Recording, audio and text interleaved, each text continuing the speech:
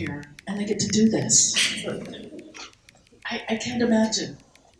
I've been a real estate broker now 35 years now. If I put this in my office, can you imagine? All of those deals I could crash. Yeah, that is the coolest thing, skull candy. Seriously. But of course I'd injure myself. I know I'd break a hip immediately. You know you're in Park City when you use the word damn. I love Park City. Park City is the little blue dot up in this here nation. I live in Salt Lake City, which has 180,000 people just in the city limits. That's also a blue dot. You know, we have a gay mayor.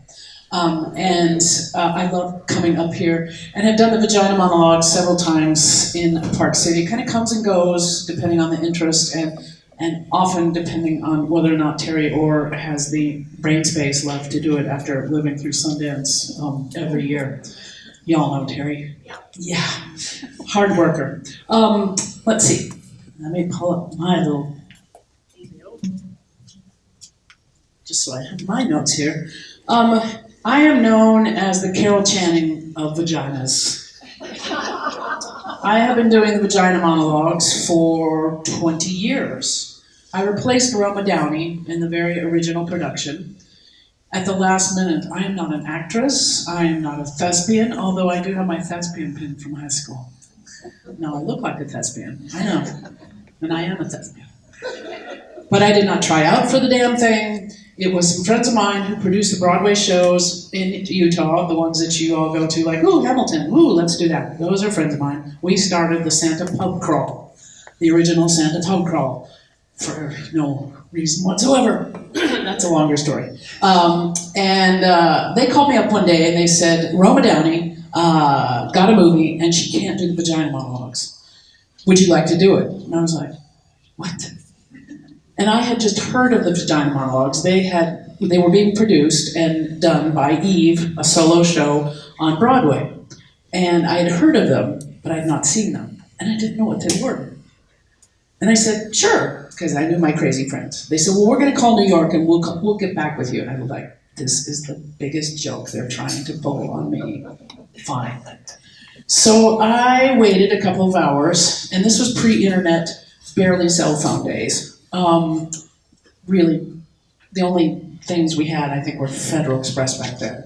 And they did call me back, and they said, okay, you're in. And they went, great. When is it? La la la, Capitol Theater. It's going to run for 10 or 20 shows, and you're going to be there with 2 Broadway actresses instead of a solo show. It's going to be 3 of you. And I was like, great, okay. I still don't believe what they're saying.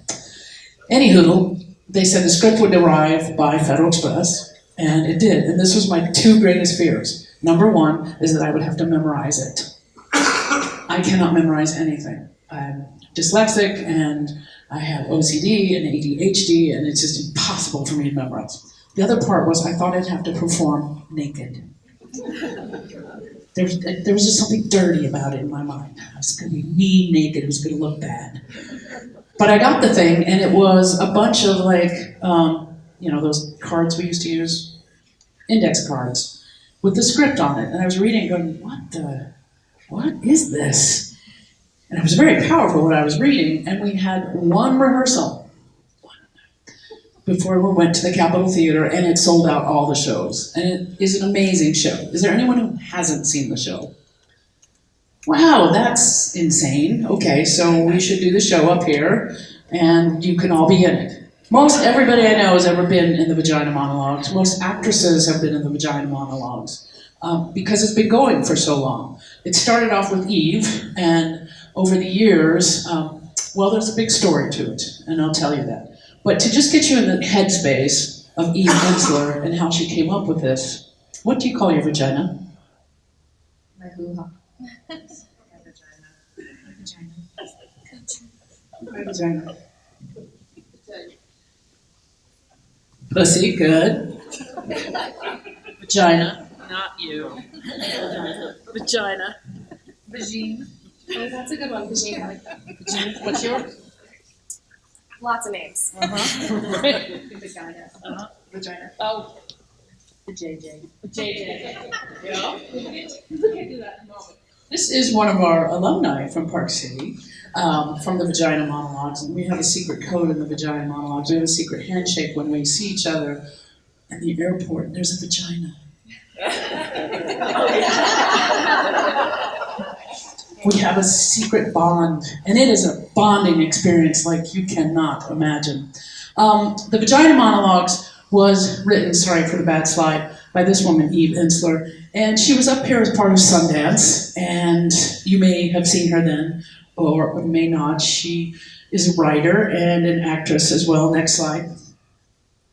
And here's how it started. The play was written in the 1990s, and it pretty much blew people away. Eve interviewed a bazillion people in order to get this piece together. And the folks that I've recruited over the years to do this show were not necessarily actresses at all, and they come from all walks of life. And she went to all walks of life to talk to them about the social stigma surrounding rape and abuse, and having conversations about those subjects, and about our own bodies, about our own vaginas. And she created, after all of these interviews, the Vagina Monologues. And in 1998, she then started something called V-Day. She was performing, and it was a great success, and then she decided, I have to do more with this. And she started this nonprofit. What happened was, she gave the show away for 1 month during the year to anybody, any nonprofit out in the world, literally the world, who wanted to do the show. And she said, you can keep 90% of the profits locally and send us 10%. And that 10% we'll do good work with. But your 90%, you go and give it to shelters for women, if you have one in your town, or if you have a rape recovery center in your town, or if you have a YWCA in your town, or whatever, and keep that rolling. Well, in the 20 years that I've done this here in Utah, we've been able to raise hundreds of thousands of dollars for local shelters and local programs. And the Westminster program, year in and year out, I'm so proud of those girls, they tend to raise about $15,000 for their 3-day show, which they give to the Rape Recovery Center. And as you know, nonprofits are always just starving for money. And rape is not something groovy to talk about. It's hard to raise funds oftentimes for programs like that, or helping Peace House up here. It's just really hard, and so it's a beautiful tool for us to raise money for good causes. Our mission is simple with V-Day. It demands that violence against women and girls must end, and to do this once a year, Eve allows all of us to do this, and there's something else that has come out of it, which is pretty wonderful. Next slide. How the show was created, she interviewed over 200 people to do the show. These were the people that she included. Married women, trans women, corporate professionals, African American women, Native American women, children under 10, Jewish women, Hispanic women, homeless women, sex workers, Asian women, Caucasian women, college professors, single women, older women, young women, etc., etc., etc. Everybody she could possibly find in order to get these interviews. And what came out were amazing stories. Funny stories, sad stories, tragic stories, odd stories, you name it. Next slide.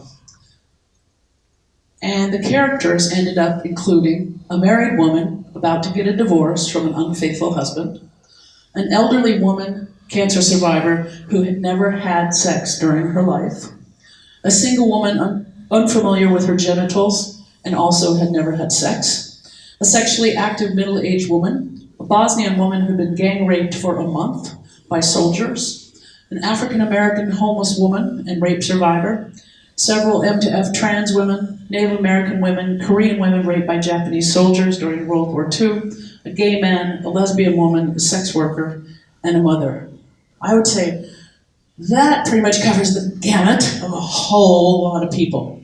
And it worked really, really well if you've seen the production and you see how she has put the pieces together to form a show that I think initially, it's really funny for me having done this for so long, and I tell my fellow actors, actresses, that let's watch the men in the audience. the brave man that showed up here today. And let's see how they react, because when they come, often drugged by their girlfriends or wives, sometimes their mothers, and they come to the Vagina Monologues, and they sit there like this, and then they laugh at the first couple of jokes. Okay, that's funny. Oh, okay, that's kind of funny. And then Eve knows that when she was putting this together, because she gets you laughing. And then she grabs you by the balls. And then you realize she's doing it in a gentle way, so that she's not going to offend you so much, is to allow you to open up so that the communication goes to you and includes you in the show. And it's really fun to watch the men open up, and by the end, they're crying along with the rest of the women. And I love that part. So I always say, the more men in the show, the better. Next slide. Are we exclusive? I wanted to put this one in. Is the cast exclusive? I, for many years, doing this, almost instantly included as many people as I could in the show. The show was done by Eve, then it was done by 3 women touring, and in each city it was 3 different women. And when I took over the next year as director and saying, okay, I'm going to do these shows, I'm going to do 5 shows, I'm going to do them at Westminster College, Park City, Weber State, University of Utah, and some other, Slick. We're going to have 5 different casts, and anybody that tries out can be in it as long as they can read. Didn't mean to discriminate against people who can't read, but that's very crucial to the show. And so I had the largest cast in the first few years anywhere in the country, like 30 people. They kind of didn't know what to do with that, and I said, so just let me do the show. And it worked out great. And we have generally had, Westminster generally has had between 30 to 45 people in the show every year that they do it.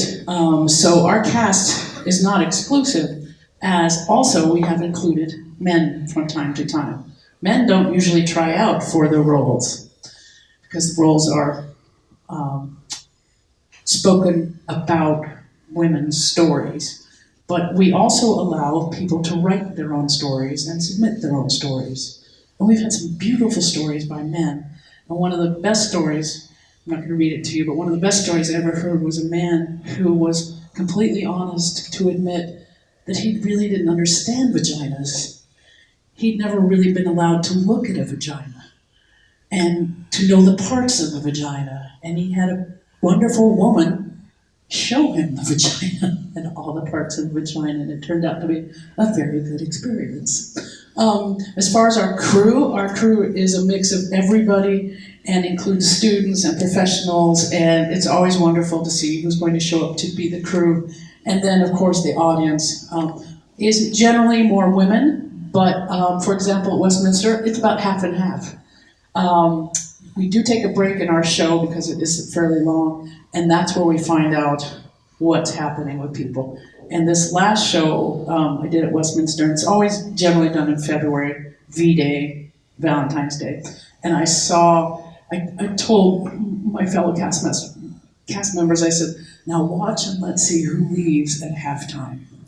So we see that someone brought their dad, because we're on stage. We're looking at you the whole time, because I only have my pieces 5 minutes long. The rest of the time we're looking out at the audience. So, is Dad gonna leave? Look, Dad came back after halftime. We're winning this game. Or here's the guy that could not sit still, and neither could his girlfriend. They were just fidgety the whole time. We lost them. They didn't come back.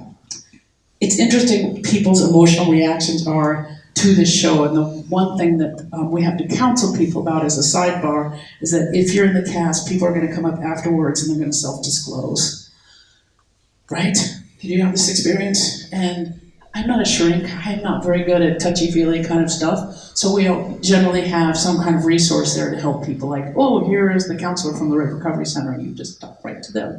Or here's some information on how to get help with that, because these are powerful stories that unleash things, but everyone walks away with a different experience. Whether they thought it was the funniest show they'd ever seen, the saddest show they'd ever seen, the most emotional, the most powerful show. It hits every emotion, so it includes everything, runs the gamut of emotions, which I love. Next slide.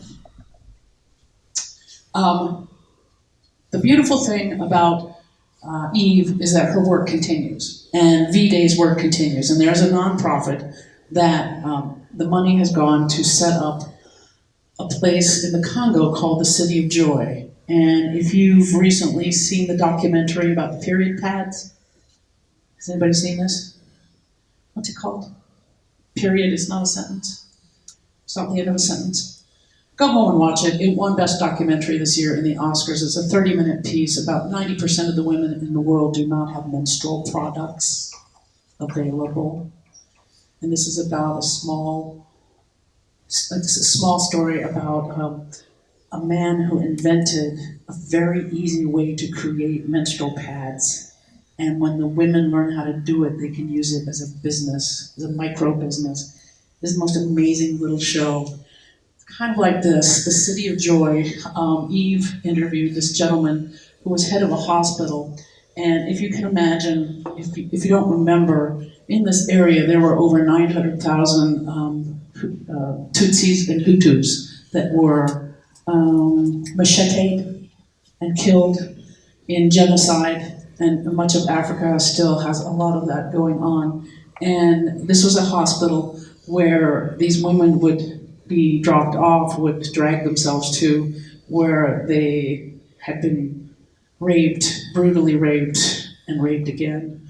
And she met him, and they decided, the main goal was to create the City of Joy, a concept of which women survivors conceived and created, and it was opened in June of 2011.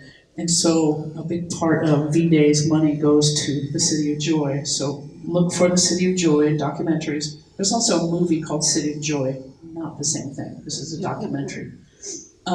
Next slide. The V-Day movement in Utah continues despite everything, and it is generally because of the kids, the younger generation, which gives me hope that they get turned on to it and they're like, this is powerful, and this will go forever as long as the energy is there, but also as long as women continue to be sexually assaulted, unfortunately. We have done, this is the t-shirt project at Westminster, sorry about the slide, where survivors write their stories on t-shirts and they're hung around as art.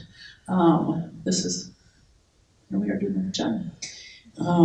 We've done it in Park City, University of Utah, Slick, Westminster College, Dixie, UVU, and Weber State. We've done some private shows as well. It just continues. Next slide. My dress is not a yes. This was written by a Congolese woman.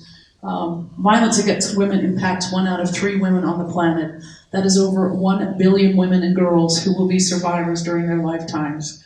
Violence destroys women, which destroys life itself, which in turn eradicates communities. Next slide. And this is the City of Joy in the film. And it's the story of the very first class of women at the City of Joy. And their doctor, Dr. Dennis Mukwege, and Eve, and trying to start this whole thing. Through the course of the film, we meet Jane and several other women who survived unthinkable violence and healed herself during her time at the City of Joy. You can support the City of Joy if you watch the film. You'll find out all about that. And go to the next slide. These are the 10 guiding principles of the City of Joy. Tell the truth.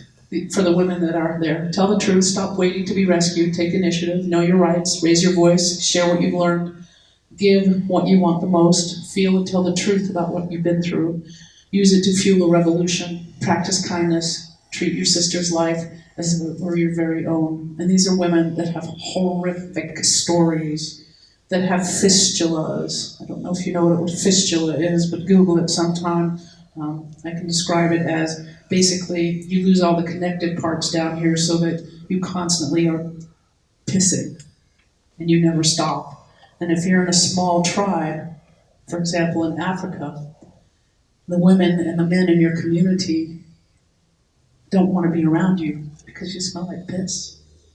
And so they'll have you live in that hut over there, and you will be isolated and excluded from your community.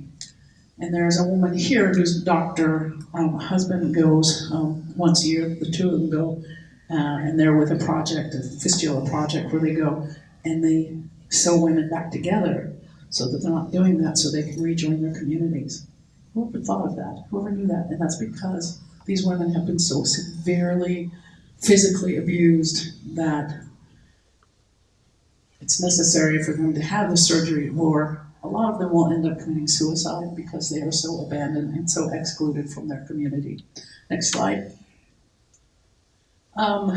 This is what the film poster looks like. This is a pretty cool thing though. This January, post-it V-Day in Congo, the 14th class graduated from the City of Joy. Thursday, December 19th, City of Joy graduated 87 women. These women joined 1,117 others to make a network of 1,204 graduates from the City of Joy in the Congo. They get education, they get health care, they get empowered, they can help others, and that's what the money goes to from the national V-Day project. And hopefully we'll just include more and more women, because this area of the Congo, ice machine, is severely affected by brutality. But as you turn on the news, you can see that's happening if you pay attention all over the world. And it happens right here in Park City. That's why we have Peace House.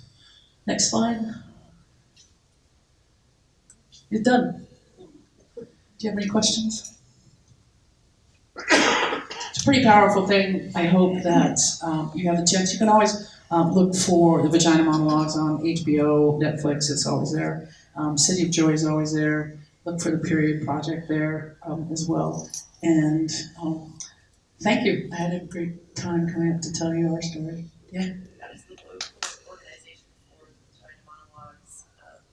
Maybe call for stories or promote. There isn't a local organization for the Vagina Monologues. It just sort of floats in the air, and then all of a sudden, around December, people go, we're going to have tryouts.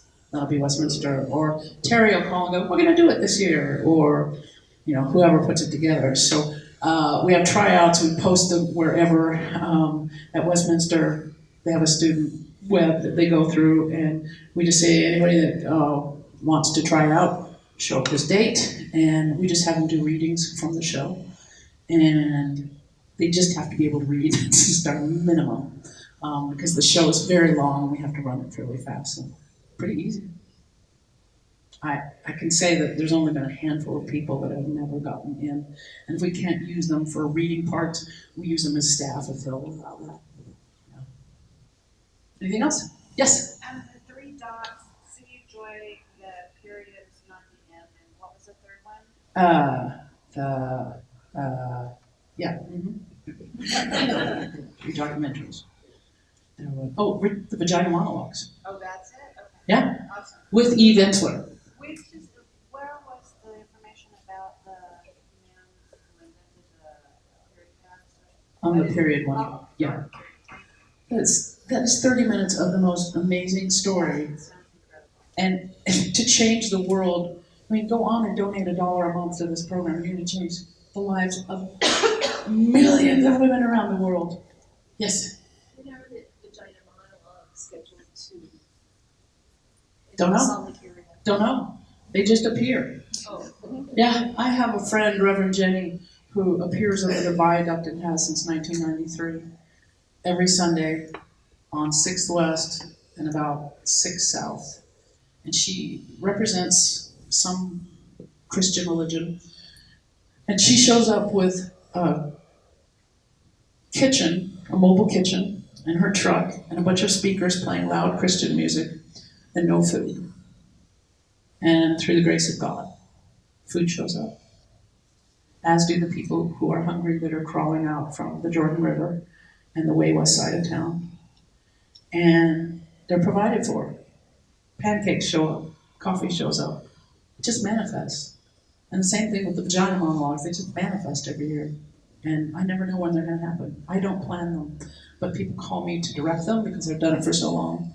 And I can put the show together in 2.3 seconds. And we have a great time doing it. Yeah? What kind of people are interested participating? Is it What kind of people? who have experience on stage? Or? No, the Vagina Monologues are readings. There are a handful of them that are, it would be good to be an actor or actress to do it because some physical motions might be included. I always do the, what we call the orgasm scene, so I perform like 20 orgasms on stage, which is hard for somebody who isn't experienced, not with orgasms, at the show, and possibly with acting, and I've done it for a very long time. Anyone can be in it, so any age, and just as long as you can read the script. In the script, we have parts that are just 2 lines long, like you're the first time in it, and you're a freshman at the college, and you're a little scared. We'll put you in with a little piece here. No, you're a senior, you get one of those pieces that's a little longer. Or you're a professor, let's get you in to do the last piece about watching your daughter give birth. Very magical moment. Anything else? Yes? So, going back to the theme of inclusive, and you talked about how a lot of the cast has been very inclusive. Does that just happen kind of like how the actual presentation, like how the performances happen here in Salt Lake, or do you do things? We reach out to be inclusive sometimes, and I'll give you a perfect example. Several years ago, when Terry and I were doing the show up here trying to get a cast, I relied on Terry. You know the people, get the people, right? We couldn't find a black person. We couldn't find any people of color. I thought that was a little odd. Come on, reach a little further, kids. But anywhere we went, there were no people of color. And we finally did find a person of color. How odd is that? At the schools, we have everybody. The one part that we had trouble finding for a year were trans people. Because Eve is always updating the script and adding a new piece. And one year it was a piece called They Beat the Girl Out of My Boy. And there's 5 people in that one. And we could find like 3 trans women that we all collectively knew, but we had to reach out into the community and say, hey, who else could do that? And read. That was important. And we found that. So sometimes we actually have to be a little aggressive about trying to fill a cast like that. And there are suggestions when you get the script. Let's say you want to produce it, and you get the script, and you see these 20 dialogues, and they'll say, suggestion to be read by an African-American woman. Well, if you can't find one, then you can read it and change the wording in it to make it more relevant to whatever race that person is. We've had to do that a few times. Yeah. But we try. Yeah. I'm just curious, have you, in so many years, ever had a piece about, like, women, like an extra wife? Or... We've not ever had a polygamous woman or extra wife. We've had people that are polyamorous. That's fairly common to have cast members that way, but not read a piece about that. We rely on the community to come forward. And one of the best pieces in the last couple of years, oh my goodness, this girl, she's still a girl in my mind. She goes to Westminster. And she wrote a piece, and it starts off like this. I'm not going to do it justice. It starts off like this. She says, I was in my 9th grade yoga class, and I had one leg to the sky and the other leg to the ground, and a large noise came out somewhere. And I said, all right, I did it, I farted. And the class giggled, and then a man in the back of the room said, no, you queefed. She had never heard the word queef before. So she went after class and went on to Google and found out what the word queef meant. That's the end of that story. Hilarious. That came out of Nowheresville. And we've had her do it for 2 years because it is so funny. She needs to take that story on the road. We've had stories about women and tampons, women and being raped by family members and surviving that. It took the full gamut. And it's odd that we live in this area and we've not had any polygamous person. Although, my guess is they'd have to be out of their Christian religion because there's so many bad words said in the show. One of the pieces of the show is called cunt. And if you can't say it or be around the word cunt, you probably can't be in the show. But I would have no problem with that. It would be really cool to go to a polygamous community and have the women, just the women, for fun, get in a room and we'll read the piece together and see what the reaction would be. Don't know if that'll ever happen, but I want you to know that this is performed in February in over 180 different countries and cities, and women in Afghanistan and Iran and Iraq and the Congo read it in tents, quietly, secretly, because if they were heard, they would be murdered. And they are risking their lives to do this show. It's amazing. That's why I keep doing it. Love you, mean it. Have a good one.